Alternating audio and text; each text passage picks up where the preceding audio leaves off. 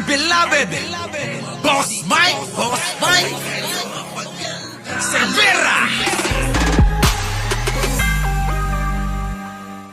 Magandang gabi po mga minamahal kong kababayan. Ako'y nais magbigay ng isang statement tungkol sa mga pangyayari sa Senado ngayong gabing ito. Mga 2 oras kalahati ko na minomonitor ang sitwasyon. At nung una kong nabalitaan na naputukan, ay ang una kong tinawagan ay si Sec. John Vic Remulla ng DILG. At tinanong ko, magpa-report ka sa mga pulis na nandun na kung may nangyari, kung meron silang ginawa.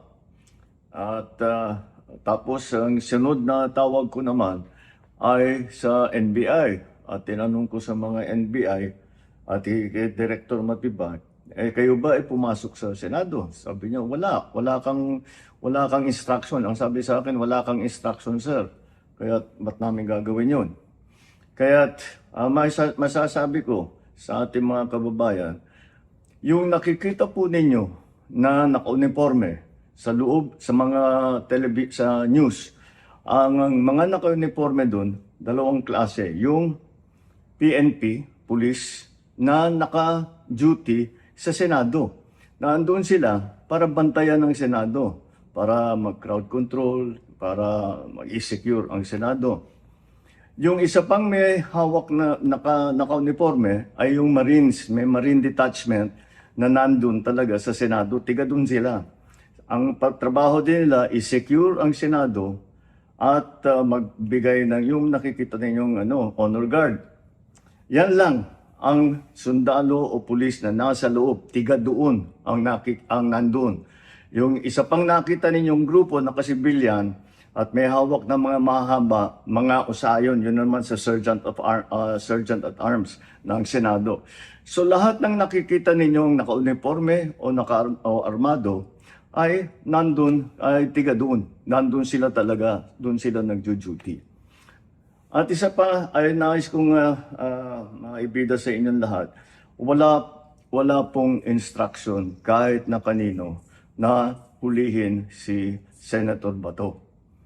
At ang nangyari, ang NBI, sinabihan ko nung lumabas yung resolution ng Supreme Court, mga 4:00 yung kaninang hapon, ay sinabi ko, umalis na kayo dyan. Nag-comply naman sila. Kaya nung kausap ko si Director Matibag, sabi niya walang NBI doon, nandito lahat kami sa opisina.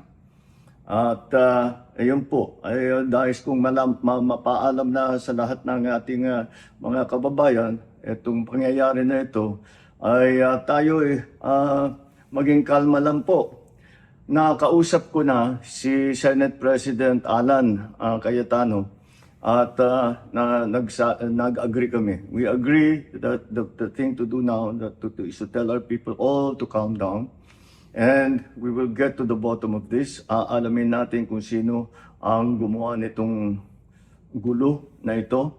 Ito ba ay talagang nagka-inkwentro lang? O ito ba ay may kasama sa mga distab?